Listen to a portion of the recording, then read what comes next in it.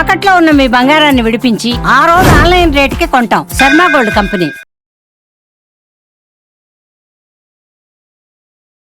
నమస్తే రాహుల్ గారు. నమస్కారం అండి. ఈటీఎఫ్లో ఇన్వెస్ట్మెంట్ చేస్తే బెటర్ అని అంటూ ఉన్నారు. దీనికోసం ఒకసారి క్లియర్గా చెప్తారా? ఏంటి ఈటీఎఫ్స్ అంటే, ఎట్లా ఇన్వెస్ట్ చేసుకోవాలి ఈటీఎఫ్స్లో, ఏంటి అసలు? ఫస్ట్ ఈటీఎఫ్స్ అంటే ఎక్స్చేంజ్ ట్రేడెడ్ ఫండ్స్ అండి. ఎక్స్చేంజ్ ట్రేడెడ్ ఫండ్స్లో కమోడిటీస్ అంటే గోల్డ్, సిల్వర్ అయినా ఉండొచ్చు, స్టాక్స్ అయినా ఉండొచ్చు, ఇండెక్స్ ఫండ్స్ అయినా ఉండొచ్చు. సో ఇవన్నీ మనకు బేసిక్గా లైక్ ఈటీఎఫ్స్కి మ్యూచువల్ ఫండ్స్కి డిఫరెన్స్ ఏందో అర్థం చేసుకోండి. ఫస్ట్ ఈటీఎఫ్స్ అనేది స్టాక్ మార్కెట్లో ఉంటాయి. స్టాక్ మార్కెట్లో ఎక్స్చేంజెస్లలో ఉంటాయి. ఎన్ఎస్సి కానీ, బిఎస్సి కానీ, నేషనల్ స్టాక్ ఎక్స్చేంజ్ కానీ, బాంబే స్టాక్ ఎక్స్చేంజ్ కానీ వీటిలో ఉంటాయి. ఈటీఎఫ్స్లో ఇన్వెస్ట్ చేయడానికి మీకు ఒక బ్రోకరేజ్ ప్లాట్ఫామ్లో డీమ్యాట్ అకౌంట్ అనేది ఉండాలి. మీకు డీమ్యాట్ అకౌంట్ అనేది ఎప్పుడైతే ఉంటుందో మీరు గోల్డ్ కానీ, సిల్వర్ కానీ, ఇండెక్స్ కానీ మీరు ఇలా కొనేసి అలా అమ్మేసుకోవచ్చు కూడా. మీరు రోజులో ఎన్నిసార్లు అయినా అమ్మడం, కొనడం అనేది చేయొచ్చు. అదే కనుక మ్యూచువల్ ఫండ్స్లో చూసుకున్నాం అనుకోండి, రోజులో ఒకటేసారి కొనొచ్చు. అమ్మాలనుకుంటే అమ్మినా కూడా మీకు 2 రోజుల తర్వాత డబ్బులు అనేవి వస్తాయి. సో ఈటీఎఫ్స్లో మీరు స్పాట్లోనే అన్నీ చేసుకోవచ్చు. ఇది ఈటీఎఫ్. మరి గోల్డ్ ఈటీఎఫ్స్లో ఇన్వెస్ట్ చేసుకోవడం అంటే ఏంటి అని అంటే, ఇప్పుడు ఐసిఐసిఐ కానీ, హెచ్డిఎఫ్సి కానీ, ఎస్బీఐ కానీ, ఇంకా ఏదైనా కానీ వాళ్ళ దగ్గర ఎంతనైతే గోల్డ్ ఉందో ఆ గోల్డ్కి తగినంత డబ్బులు అనేటివి మీరు ఇన్వెస్ట్ చేస్తూ ఉంటారు. మనం ఎవరైతే నార్మల్ పీపుల్ ఇన్వెస్ట్ చేస్తూ ఉంటారో, సో గోల్డ్ వాళ్ళ దగ్గర వాల్యూ ఎలానైతే పెరుగుతుందో మన ఈటీఎఫ్స్ వాల్యూ అనేది పెరుగుతూ ఉంటుంది. మనం ఎంతనైతే డబ్బులను పెడుతూ ఉంటామో దానికి బ్యాకప్గా అంత గోల్డ్ వాళ్ళ దగ్గర ఉంటుంది. సో ఆ గోల్డ్ వాల్యూ పెరిగినప్పుడు మన డబ్బుల వాల్యూ అనేది కూడా పెరుగుతూ ఉంటుంది. సో అది బేసిక్గా ఈటీఎఫ్. సో బేసిక్గా ఈటీఎఫ్స్లో ఇన్వెస్ట్ చేసే టైంలో మనము ఒకటి ఆలోచించుకోవాలి. ఏమవుతుంది అని అంటే, బ్రోకరేజ్ ప్లాట్ఫామ్ ఏది చూస్ చేసుకుంటున్నాం అన్నది ఖచ్చితంగా ఇంపార్టెంట్. మనకు మార్కెట్లో కొన్ని 10-20 బ్రోకరేజ్ ప్లాట్ఫామ్స్ ఉన్నాయి. ఫర్ ఎగ్జాంపుల్ నేను ఇవి సజెస్ట్ చేయట్లేను, కాకపోతే ఫర్ ఎగ్జాంపుల్ చూసుకుంటే గ్రో అయినా ఉంది, డన్ అయినా ఉంది, జెరోదా అయినా ఉంది, అప్స్టాక్స్ అయినా ఉంది, ఇంకేదైనా ఉండొచ్చు. సో ఇవన్నీ సెబీ రిజిస్టర్డ్ ప్లాట్ఫామ్స్. మీకు కొన్నిసార్లు డిఫరెంట్ ప్లాట్ఫామ్స్ కూడా కనిపిస్తాయి. అవి ఓల్డ్ ఈటీఎఫ్స్ కోసం లేకపోయినా కూడా వేరే బ్రోకరేజ్ ప్లాట్ఫామ్స్ అని చెప్తూ ఉంటాయి. సో ఇలాంటి టైంలో నాకు చాలా మంది మెసేజ్ చేస్తూ ఉంటారు, నేను గ్రోలో ఇన్వెస్ట్ చేసుకుంటున్నా, చేయొచ్చా, అది ప్లాట్ఫామ్ సేఫేనా, జెరోదా సేఫేనా, ఇంకా డన్ సేఫేనా, ఇవన్నీ సేఫేనా అన్నప్పుడు ఇవి కేవలం ఎగ్జాంపుల్స్ మాత్రమే. ఈ ప్లాట్ఫామ్స్ని అని అర్థం చేసుకోకండి. ఈ ప్లాట్ఫామ్స్ మీకు సేఫేనా కాదా అన్నప్పుడు అన్నిటికంటే ఫస్ట్ ఏం అర్థం చేసుకోవాలి అని అంటే, ఆ ప్లాట్ఫామ్స్ అనేటివి సెబీ రిజిస్టర్డా కాదా. సెబీ రిజిస్టర్డా కాదా అని తెలుసుకోవడానికి మీరు వాళ్ళ వెబ్సైట్ ఓపెన్ చేసి కిందికి స్క్రోల్ చేశారనుకోండి, సెబీ రిజిస్టర్డ్ నెంబర్ అనేది ఉంటుంది, ఐహెచ్ఎన్ అని వచ్చేసి. దాని తర్వాత కొన్ని ఒక 8 to 9 డిజిట్స్ వరకు నెంబర్ అనేది ఉంటుంది.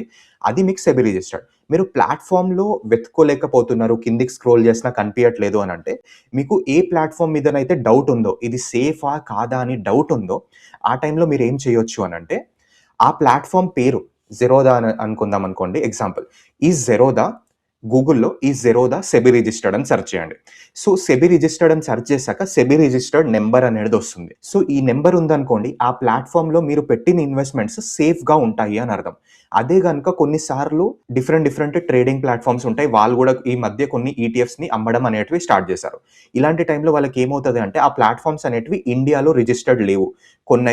కొన్ని ఐలాండ్స్లలో, ఎక్కడైతే సీషెల్స్ అని డిఫరెంట్ ఐలాండ్స్లలో వీటిని ఇన్వెస్ట్ చేశారు. ఇది ఇండియాలో ట్రేడ్ అవుతూ ఉంటాయి, కానీ ఇది ఇండియన్ సెబీ రిజిస్టర్డ్ అయితే కాదు. వీటిలలో ఇన్వెస్ట్ చేసుకున్నారనుకోండి రీసెర్చ్ చేయకుండా, ఇలాంటి టైంలో మీరు నష్టపోయే అవకాశం అనేది ఉంటుంది. సో ఫస్ట్ మీరు ఏ ప్లాట్ఫామ్ చూస్ చేసుకుంటున్నారో అది ముఖ్యం. దాని తర్వాత నేను ఇందాక చెప్పినట్టు ఈటీఎఫ్స్లలో ఇన్వెస్ట్ చేద్దాం అనుకుంటున్నారు. ఫస్ట్ మీరు సెబీ రిజిస్టర్డ్ ప్లాట్ఫామ్లో డీమ్యాట్ అకౌంట్ అనేది ఓపెన్ చేసుకున్నారు. మీ Aadhaar card, PAN card, bank account అనేది ఖచ్చితంగా అవసరం. ఇవి లేకపోతే మాత్రం క్రియేట్ చేసుకోండి. దీని తర్వాత ఏమవుతుంది అంటే, మనం ఒక సెబీ రిజిస్టర్డ్ ప్లాట్ఫామ్ చూస్ చేసుకున్నాం. మరి ఇప్పుడు ఎలాంటి ఈటీఎఫ్స్లో ఎక్కడ ఇన్వెస్ట్ చేయాలి అని అంటే, ఈటీఎఫ్స్లో ఒక 10-20 రకాలు ఉన్నాయి. ఈటీఎఫ్స్లో 10-20 రకాలు అంటే కమోడిటీ ఈటీఎఫ్స్ కానీ, ఇండెక్స్ ఈటీఎఫ్స్ కానీ, లివరేజ్ ఈటీఎఫ్స్ కానీ.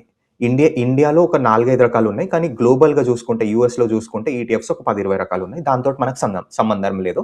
ఫస్ట్ మనము మెటల్ ఈటీఎఫ్స్ కానీ, కమోడిటీ ఈటీఎఫ్స్ కానీ చూసుకుందాం. సో ఇప్పుడు మనం గోల్డ్ ఈటీఎఫ్ అని అంటే, ఫస్ట్ మీరు గోల్డ్ ఈటీఎఫ్ అని సెర్చ్ చేస్తారు, పైన బార్లో ఉంటుంది. సో దాంట్లో సెర్చ్ చేసినాక మీరు ఎలాంటి ప్లాట్ఫామ్ చూసుకున్నా కానీ ఇంటర్ఫేస్ అనేది కొంచెం మారుతూ ఉంటుంది. ఒక ప్లాట్ఫామ్లో ఒకలాగా కనిపిస్తుంది, ఇంకో ప్లాట్ఫామ్లో ఒకలాగా కనిపిస్తుంది. కొన్ని ప్లాట్ఫామ్స్ వచ్చేసి బ్రోకరేజ్ ఛార్జెస్ అనేది చార్జ్ చేస్తూ ఉంటాయి. సెబీ రిజిస్టర్డ్ ప్లాట్ఫామ్ మీరు ఒక 5 ఉన్నాయి. ఈ 5లో మీరు ఎలాంటి ప్లాట్ఫామ్ని చూస్ చేసుకోవాలి అని అంటే, మీ దగ్గర బ్రోకరేజ్ చార్జెస్ని తక్కువ చార్జ్ చేసేటివి. ఏ దానికైతే కొంచెం ఏదైతే మీకు ఇంటర్ఫేస్ అనేది చాలా బాగా నచ్చుతుందో అది ఫస్ట్ సెలెక్ట్ చేసుకోండి. ఇది బేసిక్ క్రైటీరియా. ఈ తర్వాత ఈటీఎఫ్స్ ఎలా చూస్ చేసుకోవాలి అని అంటే, మీరు గోల్డ్ ఈటీఎఫ్స్ అని సెర్చ్ చేయగానే మీకు ఐసిఐసిఐ అని, హెచ్డిఎఫ్సి అని, ఎడెల్విసెస్ అని, జెరోదా అని, ఎస్బీఐ అని, హెచ్డిఎఫ్సి అని రకరకాల ఈటీఎఫ్స్ అనేటివి వస్తూ ఉంటాయి. సో దీని తర్వాత ఏం చేస్తారు అని అంటే, ఇప్పుడు మీకు దాని ఐఎన్ఏవి, ఎన్ఏవి అని ఉంటుంది. ఎన్ఏవి అని అంటే మనం చూసే ప్రైస్. మనకు గోల్డ్ ఈటీఎఫ్స్లలో కొన్ని $200 అని ఉంటాయి. వీటికైతే ఓల్డ్ హిస్టరీ ఉందనుకోండి, నిప్పాన్ కానీ, ఐసిఐసిఐ కానీ, ఇవి చూసుకున్నాం అనుకోండి, ఇవి కొంచెం పాతవి. దీంట్లో ఎన్ఏవి అనేది $200 అని ఉంటుంది. వేరే ఎస్బీఐ కానీ, కొన్ని ఎడెల్వెసెస్ ఇవన్నీ కొంచెం రీసెంట్గా స్టార్ట్ అయినాయి. దీనికేమో ఎన్ఏవి అనేది $20 అని ఉంటుంది. $20, $200 చూసుకొని చాలామంది ఏమనుకుంటారంటే, నాకు $20 తక్కువలో వస్తుంది అని అనుకుంటారు. కానీ ఇదేం సంబంధం లేదు. $200 అయినా అది ఓవరాల్గా కొంచెం పాతది అన్నట్టు అర్థము. $20 అంటే రీసెంట్గా స్టార్ట్ చేస్తారు అని అర్థం. సో దాని తర్వాత మనం ఏం చూసుకోవాలి అంటే, వీళ్ళు రిటర్న్స్ ఎంత ఉన్నాయి. రిటర్న్స్ కంటే ముందు మనం చూసుకోవాల్సింది ఏంటి అని అంటే ఎక్స్పెన్స్ రేషియో అని అంటే, మన డబ్బులు మేనేజ్ చేసుకున్నందుకు వాళ్ళు మన దగ్గర నుంచి ఎంత ఛార్జ్ చేస్తున్నారు అని అర్థం. సో ఈ ఎక్స్పెన్స్ రేషియో అనేటివి కొన్నిటికి 0.4 అని ఉంటుంది, కొన్నిటికి 0.5 అని ఉంటుంది. సో అది గోల్డ్లోనే ఇన్వెస్ట్ చేసుకుంటున్నాం కాబట్టి మీరు ఏదైతే తక్కువ ఎక్స్పెన్స్ రేషియో ఉందో అది చూసుకోండి. దాని తర్వాత ఏఎంసీస్ దగ్గర ఉన్న ఐఎన్ఏవి అండ్ ఎన్ఏవిని చూసుకోవాలి. ఐఎన్ఏవిని ఎలా చూసుకోవాలి అంటే, మీరు NSC platform, national stock exchange platform open చేసేసి అక్కడ మీరు ఇది ఏదైతే ఈటీఎఫ్ ఉందో, గోల్డ్ ఈటీఎఫ్ ఉందో, ఆ ఈటీఎఫ్ సెర్చ్ చేశారనుకోండి. కొంచెం కిందికి స్క్రోల్ చేశాక 3 కాలమ్స్ ఉంటాయి. ఆ 3 కాలమ్స్లో మధ్యలో కాలంలో మీకు ఐఎన్ఏవి ఉంటుంది. ఎన్ఏవి వచ్చేసి 220 అని చెప్పాను, అది ఎన్ఏవి అంటారు. కింద మీకు ఐఎన్ఏవి కనిపిస్తుంది. ఇవి రెండైతే ఎప్పుడైతే మ్యాచ్ అవుతాయో అలాంటి ఈటీఎఫ్స్లో మీరు ఇన్వెస్ట్ చేసుకోవచ్చు. ఎందుకంటే వాళ్ళ దగ్గర ఫిజికల్గా గోల్డ్ ఎంత ఉందో మీరు పెట్టే వాల్యూ కూడా దాని ప్రకారమే ఉంది. ఒకవేళ ఈ ఎన్ఏవి అనేది చాలా ఎక్కువ ఉంది అని అనుకుందాము, వీళ్ళ దగ్గర ఐఎన్ఏవి అనేది తక్కువ ఉంది అనుకోండి, మీరు వాళ్ళ దగ్గర ఉన్న గోల్డ్ కంటే మీరు పెట్టే డబ్బులు చాలా ఎక్కువ ఉన్నాయి అని అర్థం. సో ఇలా ఐఎన్ఏవి అండ్ ఎన్ఏవి అనేది చెక్ చేసుకోవాలి. దాని తర్వాత ట్రాకింగ్ డిఫరెన్స్ అని ఉంటుంది. గోల్డ్ యాక్చువల్గా ఎంత పెరుగుతుంది, మనం పెట్టిన ఈటీఎఫ్ వాల్యూ అనేది ఎంత పెరుగుతుంది. ఇప్పుడు గోల్డ్ అనేది ఒక 10% పెరిగింది అనుకుందాం, కానీ మనం పెట్టిన ఈటీఎఫ్ అనేది 9% పెరిగింది అనుకుందాం. సో అక్కడ మనము 1% అనేది నష్టపోతున్నాం. 1% ఇక్కడ నష్టపోతున్నాం. మళ్ళీ మనం డబ్బులు మెయింటైన్ చేసినందుకు ఎక్స్పెన్స్ రేషియో అని చెప్పాను కదా, ఎక్స్పెన్స్ రేషియో 0.4 అండ్ 0.5 ఉంటుంది అని అన్నాను. సో దాన్ని కూడా దీనికి జాయిన్ చేసుకోవాలి. So 1.1 tracking difference, 0.4 expense ratio అనుకున్నాం అనుకోండి. సో 1.4 డిఫరెన్స్ అనేది అవుతుంది. అంటే గోల్డ్ 10% పెరిగినా కూడా మీ ఇన్వెస్ట్మెంట్ అనేది 8.6% మాత్రమే పెరుగుతుంది. సో గోల్డ్ ఈటీఎఫ్ చూస్ చేసుకునే టైంలో ఇవి రెండు మీరు చెక్ చేసుకున్నారు అనుకోండి, అప్పుడు మీరు మాక్సిమం రిటర్న్స్ అనేటివి సంపాదించే అవకాశం అనేది ఉంటుంది. సో ఇలా సెలెక్ట్ చేసుకోవాలి బేసిక్ క్రైటీరియా ఈటీఎఫ్ని. అండ్ సిల్వర్ ఈటీఎఫ్కి వచ్చేసరికి కూడా సేమ్ ఇదే పద్ధతిగా ఉంటుంది. సిల్వర్ ఈటీఎఫ్ అని సెర్చ్ చేసేసి దాంట్లో కూడా ఎక్స్పెన్స్ రేషియో చూసుకోండి. దాని తర్వాత ఎన్ఏవి, ఐఎన్ఏవి ఎంత ఉంది.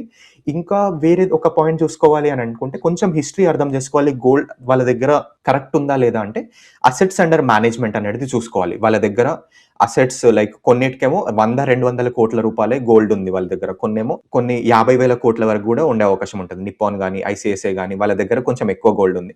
సో ఈ ఎన్ఏవి అనేది ఏయుఎం అనేది ఈక్విటీస్ లో పనికొస్తుంది, కానీ గోల్డ్ లో అంత పనికిరాదు అని నాకైతే అనిపిస్తుంది. ఎందుకంటే గోల్డ్ అనేది బేసిక్ గా ఒక అసెట్. సో అది పెరగడం తగ్గడం అనేది ఎవరు డిసైడ్ చేయలేకపోతారు. కాబట్టి ఏయుఎం తోటి అంత పెద్దగా సంబంధం లేదు. కానీ నేను చెప్పేది ఏదంటే ఏదైనా రెప్యూటెడ్ ఏఎంసీ ద్వారా అసెట్స్ మేనేజ్మెంట్ కంపెనీ, అంటే ఐసిఐసిఐ కానీ, హెచ్డిఎఫ్సి కానీ, నిప్పాన్ కానీ, ఇవన్నీ అసెట్ మేనేజ్మెంట్ కంపెనీస్ అంటాం.